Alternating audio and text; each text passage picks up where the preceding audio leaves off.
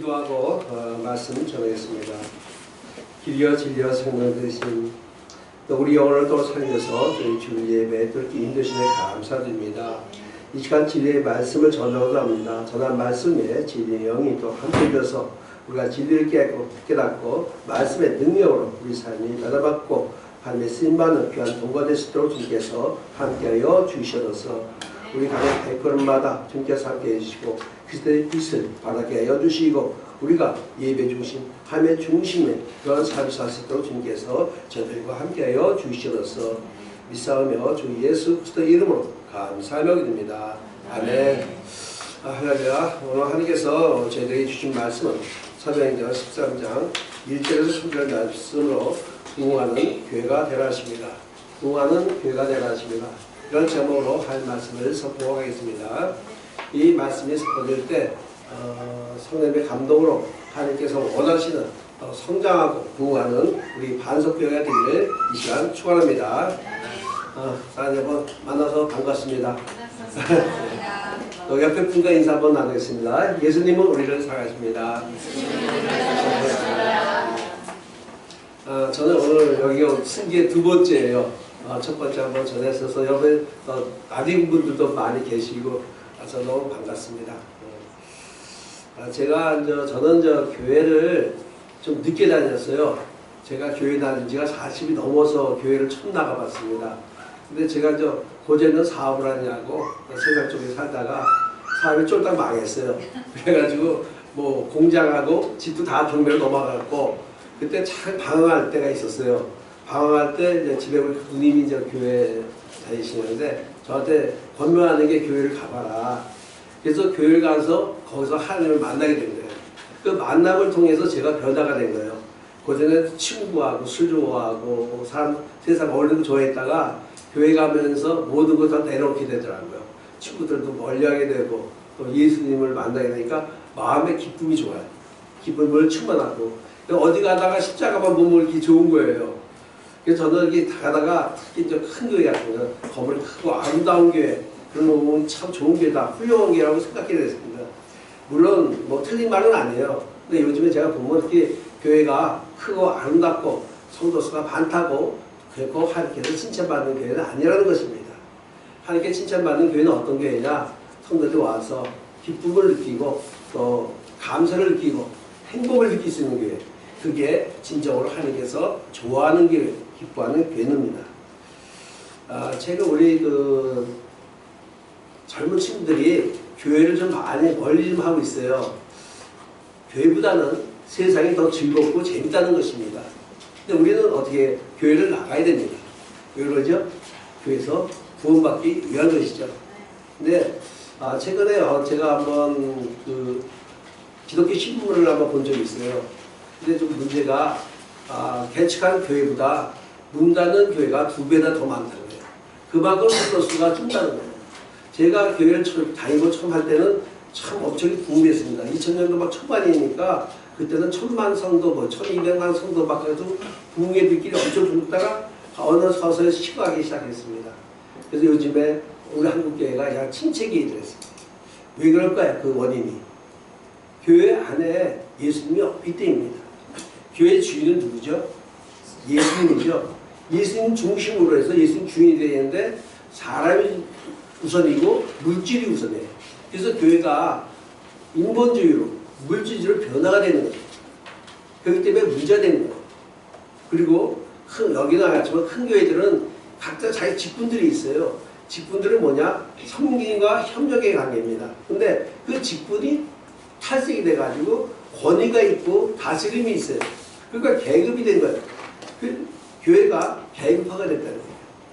너무 세속화가 됐고 그러다 보니까 거기에 하나님이 안 기다려요. 교회는 헌신과 충성이 있어야 되는데 형식만 남아있는 교회. 그러다 보니까 교회가 성도수가 줄고 떠나는 사람이 생긴다는 거예요. 교회는 반드시 누가 있어야 돼요? 예수님이 있어야 되는 게 가장 중요해요. 그러니까 교회는 예수님 중심, 말씀 중심, 성령 죽어나는 그런 교회가 되려는 것입니다. 우리 반석교회가 말씀 중심에 예수님의 중심에 그런 교회가 되시기를 이 시간도 축원합니다. 그러니까 반드시 그렇게 되어야 하는 것입니다. 아멘. 오늘 본문에 말씀하시는 안디옥교회는 바로 그런 교회예요. 하나님께서 칭찬받는 교회, 세계 선교의 비전을 가지고 나가는 그런 교회입니다. 그래서 초대교회 중에서 가장 칭찬받는 것이 세 교회가 있어요. 많지 있지만 대표적인 교회가 세 교회 있는데, 첫째가 예루살렘 교회입니다. 예루살렘 교회는 교회 최초에 생긴 교회입니다. 예수님의 12제자 베드로가 거기에 초대 목회자가 되죠. 그래서 교회의 본이 되는 교회가 예루살렘 교회입니다. 두 번째가 로마 교회예요. 로마 교회는 로마에 많은 핍박과 압박이 있었어요. 그렇지만 그들은 목숨을 걸고 순교로서 지켜낸 교회, 그게 로마 교회입니다. 세 번째가 오늘 본문에 말씀하시는 안디옥 교회예요. 이 안디옥 교회는 세계 최초로 선교를 가지고 선교의 비전을 가지고 나가는 그런 교회였습니다. 초대 사역자가 바나바였죠. 그래서 바나바에서 그 예루살렘 교회에서 처음으로 이방인들의 전도에서 세운 교회가 바로 오늘 나오는 안디옥 교회입니다. 그래서 그 안디옥 교회는 모든 교회의 본이 되죠. 세계의 그 본되는 그러한 교회가 오늘 말씀하는 안디옥 교회입니다. 우리 누가가 성령을 감동한 기록한 것이 사도행전입니다. 사도행전의 그 배경을 잠깐 제가 설명해 드리겠습니다. 안디옥이라는 것은 수리아 안디옥입니다. 수리아는 나라가 있었는데 그 왕 세르고스 1세가 거기다가 수도를 세우고 거기다가 제일 처음에 세운 것이 안디옥입니다. 거기가 뭐냐? 무역항이었습니다. 그래서 그 수리아가 그 수도가 되면서 무역항이고 그 다음에 군사 요충지가 됐습니다. 거기 이방인이 많이 있다고 살다 보니까 이방인이 최초로 세운 교회가 안디옥 교회입니다. 이 예루살렘 교회가 피박을 받아요. 받다 보니까 스데반 집사가 돈을 받아 순교를 합니다. 박해를 심하니까 그 다음부터 성도가 뿔뿔 흩어집니다. 복음이 예루살렘 안에서만 있었어요. 그 당시에는 예루살렘 그 울타리에 복음이 있다가 박해가 있으니까 각자 다 흩어지게 됩니다. 성도들이. 그게 복음의 씨앗이 가지가 사방으로 뻗어나간 것입니다. 그 중에 하나가 어디냐? 바로 안디옥이라는 구역에서 거기에 정착한 겁니다. 거기에 교회가 세워졌는데 거기에 선한 목자와 좋은 성도들이 만났어요. 그것이 합심해서 세워서 교회니까 그 교회가 나로 부흥하게 됩니다. 그리고 그 교회가 진실된 믿음을 통해서 그 지역에서 그 교인들을 그리스도인이라 칭함받는 교회가 최초로 칭함받는 교회가 바로 안디옥 교회입니다. 그래서 우리가 어디 가든지 그리스도라는 게 자랑스러운 교회 이름이에요.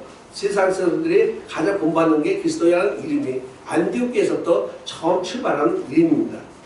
오늘 그래서 이 교회라는 것이 가장 중요한 건데 교회 부흥은 하나님의 뜻입니다. 하나님께서는 교회가 사랑이고 관심의 대상인 것입니다. 왜 그럴까요? 이 교회는 누가 됐죠? 예수님의 보혈로 세운 것이 바로 교회인 것입니다. 그래서 우리가 교회를 통해서 하나님께서 역사하시고 또 우리에게 치유해 주시고 복을 주시는 것입니다. 교회는 어떤 것이냐? 복의 축복의 통로가 되는 것입니다. 그래서 우리가 교회에 나와서 은혜 받고 축복받아야 되는 것입니다. 오늘 본문 말씀을 통해서 우리가 하나님께서는 세 가지의 생명의 말씀을 주십니다. 첫째로 부흥하는 교회는 안디옥 교회를 닮으라 하십니다. 둘째로 부흥하는 교회는 주를 섬기며 금식하는 교회라 하십니다. 셋째로 부흥하는 교회는 기도하는 교회라고 하십니다. 자, 여러분, 이 교회가 부흥하면 목회자와 성도가 한마음이 됩니다. 가장 중요한 게 한마음이 돼가지고 전도와 선교를 열정을 다할 때 교회는 성장하고 부흥하게 됩니다. 우리 반석교회가 목사님과 성도가 하나가 돼서 성장하고 부흥하는 그런 교회가 되시길 이 시간 축원합니다. 우리가 그럼 어떻게 하면 부흥이 될까? 본문 말씀 한번 살펴보겠습니다. 1절 말씀을 같이 합독하겠습니다. 안디옥 교회가 성주교회와 교회들이 있으니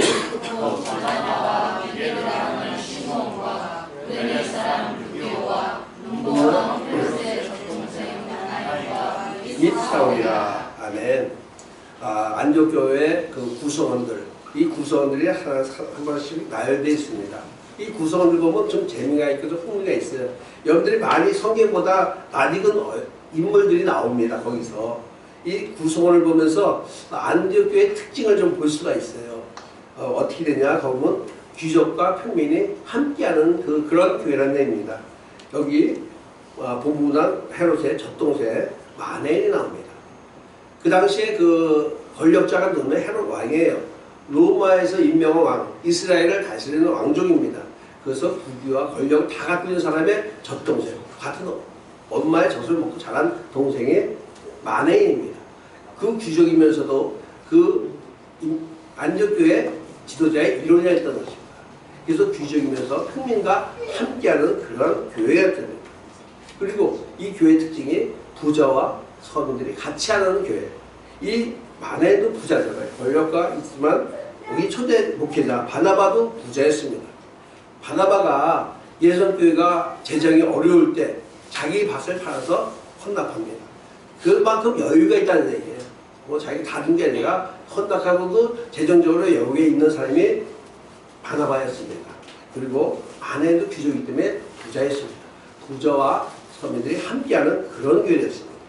그리고 여기서 인종차별이 없다는 것입니다. 니게르로 시몬이 나옵니다. 니게르가 뭘까요? 니그로라는 뜻입니다. 니그로가 뭐죠? 흑인이라는 뜻이죠. 흑인이 바로 시몬이 흑인이랍니다. 그렇기 때문에 브렌나 사람 얘기가 나옵니다. 브렌나가 뭘까요? 바로 북아프리카 그 지역에 있는 사람들을 브렌나 사람이라는데 아프리카 사람들이 흑인이에요. 여기 두 사람이 흑인입니다. 나머지 백인이고. 그러니까 흑인과 백인이 함께 하는 교회.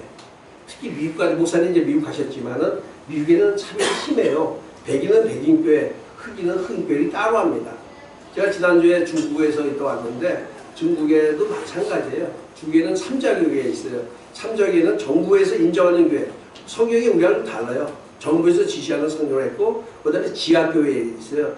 우리 성경대로 하는 교회 구분되어 있습니다. 그 다음에 조선족, 연변지역 가면 조선족 교회도 따로 있어요. 우리가 못 들어가니까 조선족들만 하는 예배가 있고 그 다음에 한인교회가 따로 있습니다. 한국 사람들만 교회, 그 다음에 외국 교회 이게 다 구별되어 있어요. 근데 여기서는 구별이 없어요. 같이 다 함께 한다는 교회예요. 그리고 또 한 가지가 뭐냐? 사울이 나옵니다. 사울이 이때 나올 때가 나이가 몇 살? 청년 때예요. 20대였어요 그때. 근데 바나바는 나이가 연장자예요. 이가 지금 바나바, 시몬, 루기오, 마넨, 사울 이게 나이 차이로 이렇게 나온 것입니다. 젊은 사람부터 나이까지 벽이 없다는 얘기예요. 이런 스타일, 이것이 하나님께서 가장 기뻐하는 스타일입니다. 교회는 다 구별돼서 하는 교회가 아니라 어린이서부터 중년, 청년, 노년까지 다 같이 짬뽕할 수 있는 거예요. 그래서 하나님이 제일 좋아하는 뭐죠? 짬뽕. 짬뽕 다 섞어서 같이 어울릴 수 있는 교회가 하나님께 칭찬받는 교회라는 것입니다. 그래서 우리가 교회가 성장하려면 첫째, 다 어울려서 하나가 돼야 돼요. 하나가 돼야만이 교회가 성장하고 부흥할 수가 있다는 사실입니다. 그래서 여러분들이 하나가 돼서 성장해 나가는 우리 반석교회 되기를 제가 또 축원합니다. 우리나라에서 가장 그 고질적인 문제가 있어요. 그게 뭐냐? 갈등과 분쟁이 있습니다. 우리나라에 땅이 좁아요. 제가 중국을 갔다 왔는데 중국의 그 청도서부터 난징서부터 무시 이렇게 돌아다니고 왔는데 거기는 뭐 차를 탈 수가 없어요. 다 비행기 타고 왔다 갔다 해야 되고 시간도 쫓기니까 그만큼 큰 대륙이에요. 근데 저도 저 사업을 하니까 제가 전국을 다녀요. 근데 그냥 서울에서 부산 갔다 목포 가고 하루 와요. 금방 그만 좁은 땅인데 이 좁은 땅들에 갈등이 많다는 얘기예요. 나첫째 남과 북이 맨날 갈라져 있죠. 70년 동안. 군사 대립이 있어요. 군사도 경쟁적으로 군사 대립 계속 키우고 있습니다. 군사를 키우기 위해 엄청난 경비가 들죠. 그런데 4월달에 뭐가 있죠? 총선이 있죠. 국회의원 선거. 그럼 또 어떻게 갈라지죠? 동과 서가 또 갈라집니다. 전라도표와 경상도가 완전히 갈라져가지고 이 좁은 땅덩어리에 분쟁이 갈등이 많아요. 정치적으로 어떻게 해요? 요새도 계속 뉴스가 여야와 타협을 할 줄 몰라요. 갈등 가운데 있어요. 경제는 어떻게 할까요? 노사분기가 맨날 노사분기예요. 다툼이 있습니다. 우리 사회는 어떤 사회인가요? 진보와 보수가 또 갈라져 있어요. 이 우리나라가 좁은 땅들이 갈라지고 그래서 그래가지고는 우리나라가 비전이 없다는 얘기예요. 우리나라가 비전과 비전께 나가려면 어떻게 해야죠? 마음이 하나가 돼야 돼요. 하나가 돼야 우리나라가 지금보다 더 성장할 수 있고 커질 수가 있다는 사실. 그래서 서로 협력해서 한 마음이 되는 게 중요한 것입니다. 이 초대교회도 근데 초대교회에서도 보면 훌륭한 교회 같지만 그 안에서도 갈등이 있습니다. 빌립보서 거기서는 1장에서부터 사실 짧아요. 빌립보서가. 근데 그 안에 뭐 주옥 같은 말씀이 많습니다. 항상 기뻐하라. 능치 못할 게 없다. 도전의식이 많이 있습니다. 근데 4장을 보게 되면 거기 두 여인의 이름이 나옵니다. 유오디아와 순두계라는 이름이 나오는데 그게 뭐냐? 두 사람이 같은 동료예요. 따로따로 열심히 교회에서 헌신하고 충성하고 가요. 다. 근데 둘만 만나면 맨날 다투고 싸우는 거예요. 교회에서는 각자 다 개인 몸은 열심히 하고 공헌하는데 두 사람의 감정이 그것이 교회뿐만 아니라 지역이고 그 당시에 바울이 로마 감옥에 있는데 그 둘이 싸운 소식이 거기까지 들린 거예요. 이게 초대교회의 그런 겁니다. 동료끼리 다툼이 있는 거예요. 박식군들이 낚시할 때 제일 기쁠 때가 어느 때일까요? 박식군들이 제일 좋을 때 월청 큰 고기 잡습니다. 그보다 더 기쁠 때가 같이 한 동료가 고기 잡다가 놓쳤을 때 그때가 마음이 아주 시원하고 이 동료까지 뭔가 그런 게 있다는 거죠. 그래서 우리는 하나가 돼야 돼요. 서로 안타까우면 도와주고 그래야 되는데 그렇게 안 돼요. 근데 빌립보서 2장에 보면 내가 유오디에게 권하고 순두에게 권하니 주 안에서 같은 마음을 품으라. 이게 사도 바울의 권면의 말씀이에요. 둘이 다투지 말고 그렇다고 책망하는 건 아니에요. 두 사람들이 열심히 하는데 그 마음이 안 맞는 거예요. 그러니까 그러지 말고 주 안에서 하나가 된다는 거예요. 이것이 사도 바울의 영성이고 영어 사랑이에요. 다투지 마라. 대신 주 안에서 하나가 되는 게 그게 가장 중요한 것입니다. 우리가 마음이 서로 다를 때가 많아요. 교회 안에서도 많이 있습니다. 서로 뜻이 다르고 마음이 다르고. 근데 우리가 예수님의 제자를 한번 봐봐요. 어떤가? 예수님의 제자는 어부들 출신이에요. 배운 게 없어요. 그런 사람들도 있고 그 다음에 학식이 높은 사람도 있습니다. 12제자 중에. 그 다음에 또 이렇게 이스라엘 독립을 위해서 독립운동 열심히 나온 분들이 있어요. 그 다음에 로마에 또 앞잡이가 있어요. 열심히 세금 걷는 세리들도 있고 그런 사람들이 어떻게 했죠? 예수님 중심으로 하나가 되는 거예요. 그 시대의 그 환경 속에 그들이 어울릴 수 있는 환경이 절대 아니에요. 근데 뭘로 중심에서 하나가 됐죠? 예수님 중심. 예수님이 있으니까 그들이 각자 다른 환경, 조건도 다르고 개성도 다르고 그렇지만 그들이 하나가 될 수 있다는 사실입니다. 우리는 교회는 그것이 중요한 것입니다. 예수님이 중심으로 하나가 돼야 돼요. 한 마음. 그것이 우리가 할 일입니다. 그래서 우리는 한 마음이 돼서 성제로 나가는 것입니다. 교회가 부흥하면 우리가 협력해서 서로가 한 마음으로 확장하고 확장하는 그게 바로 교회의 일이고 또 앞으로 더 크게 보면 그게 뭐죠? 선교예요. 선교는 세계를 위해서 나가는 것. 그래서 가장 안디옥교회를 본받는 것은 한 마음 가지고 협력할 때 나갈 때 우리가 안디옥교회를 본받아서 나갈 수 있는 교회가 될 수 있다는 사실입니다. 아멘. 2절 말씀을 같이 한번 합독 하겠습니다. 주를 섬겨 금식할 때 성령이 이르시되 내가 불러 시키는 일을 위하여 바나바와 바울을 세우십니다. 아멘. 2절 말씀을 보면 성령이 이르시되 내가 불러 시키는 일을 위하여 성령께서 뭐 일을 시켰다고 해요. 무슨 일을 시켰을까요? 그거는 사도행전 9장에 보면 나와요. 사울이 이제 다메섹 선상에서 그리스도인을 잡으러 갑니다. 그런데 저곳집에 뜨거운 햇빛 속에 가는데 갑자기 하늘에서 음성이 됩니다. 사울아 사울아 왜 네가 나를 피박하느냐? 사울은 하늘에서 음성도 깜짝 놀래요. 당신이 누구신가니까. 그러니까 하늘에서 나는 네가 피박하는 예수다. 사울이 다메섹에서 예수를 만나는 장면이에요. 그러고 나서 어떻게 했어요? 그는 3일 동안 먹지도 못하고 보지도 못했어요. 근데 성령께서 거기에 다메섹 살던 아나니아를 불러가지고 가서 사울을 도와주라고 말씀하고 있는 것입니다. 사도행전 9장 15절에 보면 주께서 이르시되 가라. 이 사람은 내 이름을 이방인과 임금들과 이스라엘 자손들에게 전하기 위해서 택한 나의 글씨라고 말하고 있는 것입니다. 사울이 복음을 위해서 필요한 나의 그릇이라고 성령께서 아나니에게 말하는 거예요. 가서 도와주라. 이 사람은 나의 그릇이다. 앞으로 세계 복음을 해서 쓰임받는 일꾼이니까 가서 도와주라고 성령께서는 말씀하고 있는 것입니다. 그리고 이 절에 처음에 보면 주를 섬겨 금식할 때라고 했습니다. 주를 섬기는 게 뭘까요? 이것은 우리가 두 가지를 봐요. 구약시대 때는 우리가 제사장이 성막에서 제사를 드릴 때 주를 섬긴다고 해요. 근데 우리 신약감은 우리가 공적인 예배, 공적인 예배를 드릴 때 우리가 주를 섬긴다고 들었어요. 오늘은 이 공적인 예배를 드릴 때, 금식하며 공적인 예배를 드릴 때 주의 음성을 듣는다는 얘기예요.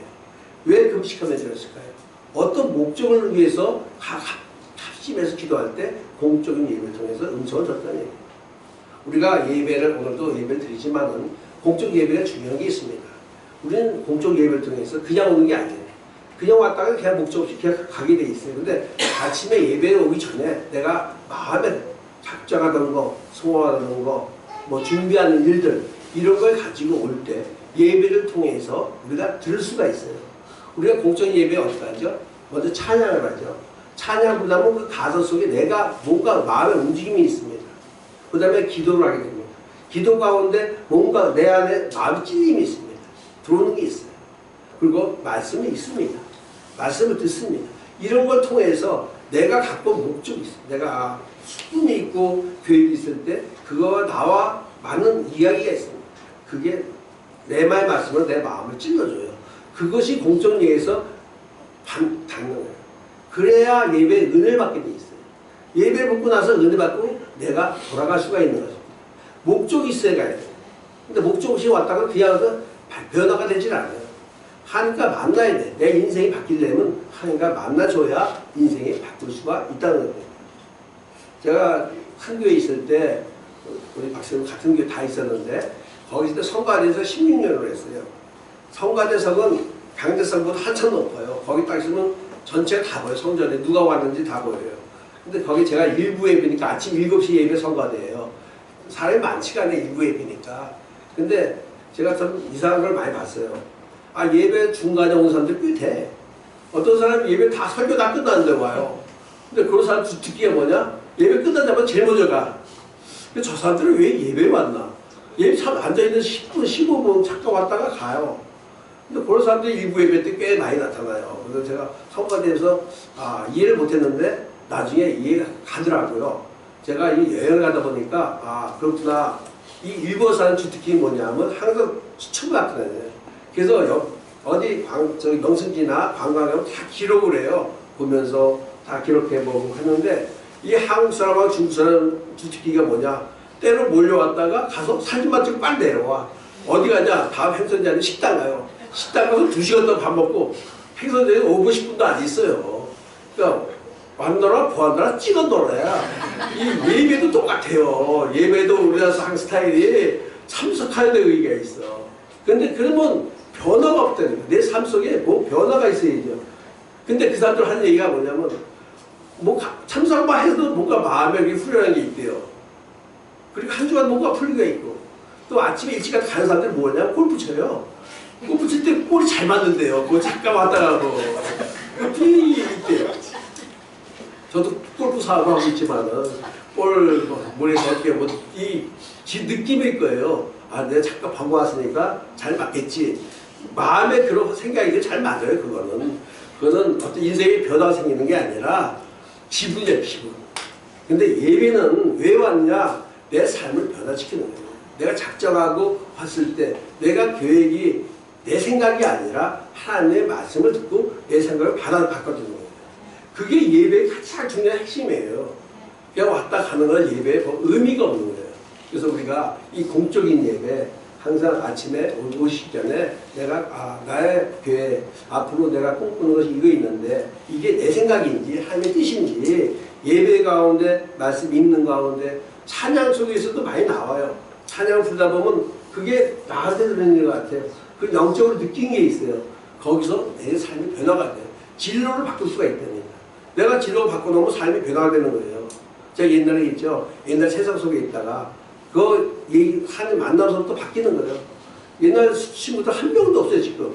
맨날 뭐 친구들 알았다 안 만나고 아는 사람들 다 교회 통해서 알게 되고 이게 인생이 180도 바뀌더라고요. 이 예배가 사람을 바꾸게 해요. 내가 또 예배를 통해서 확신이 생기면 자신감이 생겨요. 아, 이건 내가 아니라 하나님의 인도하심이 가기 때문에 그 말씀은 내가 보면 자신감이 생기거든요. 내가 마음에 자신이 되면 승리가 할 수 있다는 게 가장 중요한 거예요, 그게. 그래서 여러분들이 그냥 오시지 말고 말씀 보고 찬양도 열심히 불러서 가사 알고 그다음 말씀 속의 핵심을 딱 느낄 때 하면 때 우리에게 축복 주기를 믿습니다. 우리 3절 말씀을 같이 합독하겠습니다. 위에 금식하며 기도하고 두 사람에게 안수하여 보내리라. 아멘. 3절의 말씀은 두 사람에게 안수하여 보내리라. 이 뜻은 뭐냐면 파송하는 거예요. 선교사로 파송할 때 이제 안수해서 기도해서 파송하는 그런 장면을 오늘 보여주고 있습니다. 우리가 선교를 갈 때 가장 중요한 게 뭘까요? 선교 가면 뭐 물질도 많이 필요하죠. 그 다음에 거기에 대한 지식도 많이 필요하고 또 선교할 때 언어도 필요하고 근데 제일 중요한 무기가 있어요. 기도 맞습니다. 기도를 하고 가야 거기에서 좋은 만남이 이루어지고 거기서 영혼 전도가 돼요. 계속 기도해서 우리가 단기 선교 갈 때도 항상 일주일이고 열이고 작정 기도하고 출발하는 이유가 있어요. 그렇게 되면 거기에 좋은 일이 이루어져요. 거기 이상하게 만남을 통해서 그 사람을 다 알게 해줘. 그것이 성례예요.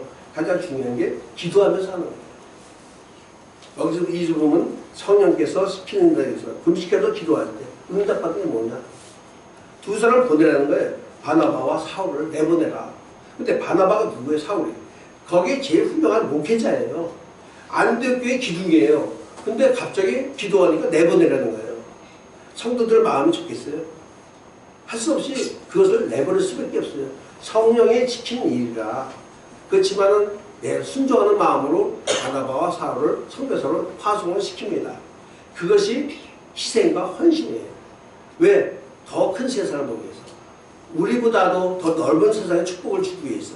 또 아직도 하나님을 모르는 영혼들, 영혼 구원을 해서 그들에게 축복을 주기 위해서 두 사람을 헌신적으로 내보내는 것입니다. 우리도 마찬가지예요. 우리도 헌신할 줄 알아야 돼. 왜? 우리는 하나님의 사랑을 다 받았기 때문에 받은 사랑을 내가 갖고 있는 게 아니에요.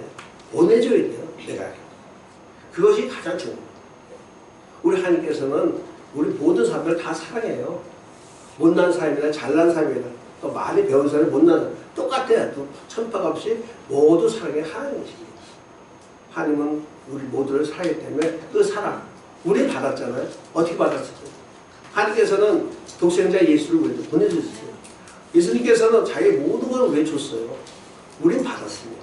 받았는데 꼭 안고 나만 안고 내가 비밀이다? 나만 갖고 있으면 안 된다는 얘기예요. 그게 아니라 그것을 베풀어줘야 돼요. 나눠줘야 돼요. 그것이 가장 중요한 것이 고하고 밑에예요. 주라, 가라. 그것이 성경의 핵심입니다. 앞으로의 우리가 가야 그것이 중요한 것입니다. 사랑하는 여러분, 우리가 사회가 있어요. 사회바다. 거기가 우리가 사회는 뭐 죽은 바다라고 그러죠. 왜 죽었을까요? 그 바다가? 받기만 하고 머물러 있기 때문에. 받기만 하고 줄 줄 몰라. 머물러 있어요. 근데 갈릴리 바다는 풍성이 없어요. 왜 그런 거예요? 요단강에서 받은 걸 더 큰 바다에 내보내. 받은 만큼 더 큰 걸 다 내보내기 때문에 흘러갈 수가 있다는 거예요. 그래서 거기에 풍성함이 있다는 거예요. 우리 하나님께서는 어떤 걸 좋아할까요? 준 만큼 더 주을 때 축복이 있다는 거예요. 내가 받은 만큼 더 줘요. 그걸 또 하나님께서 채워준다는 얘기예요. 우리의 약속이 하나님께서 약속은 분명히 내가 준 만큼 더 줄 때 너한테 축복을 준다고 하나님께서 말씀하시는 거예요. 우리는 받았는데 나눠줄 줄 알아야 돼요. 그래야 하나님께서 우리에게 복을 주시는 것입니다. 그래서 우리가 앞으로의 삶 속에는 우리가 받아서 여기서만 갖고 머무를 게 아니라 더 나가야 돼요. 그래서 확장하고 확장해서 나가는 것이 교회예요. 또 그것이 뭐냐? 성교예요. 우리가 이 받아서 이 좁은 안에서 울타리에 있는 것이 아니라 아까 얘기했죠. 예루살렘 복음은 울타리에 있는 게 아니라 어떤 빛과 바퀴를 통해서 바깥으로 뻗어 나가는 것이 복음이에요. 나가면서 거기서 다시 하나의 교회가 생기고 선교지가 생기는 그게 핵심인 것입니다. 우리 반석교회가 부하고 성교 비록 작지만은 줄 알아야 돼요. 베풀 때 가장 큰 축복을 받고 교회가 부흥하게 됩니다. 그래서 안디옥 같은 그런 교회가 반석에 임한 줄 믿습니다. 네, 감사합니다. 기도하고 마치겠습니다.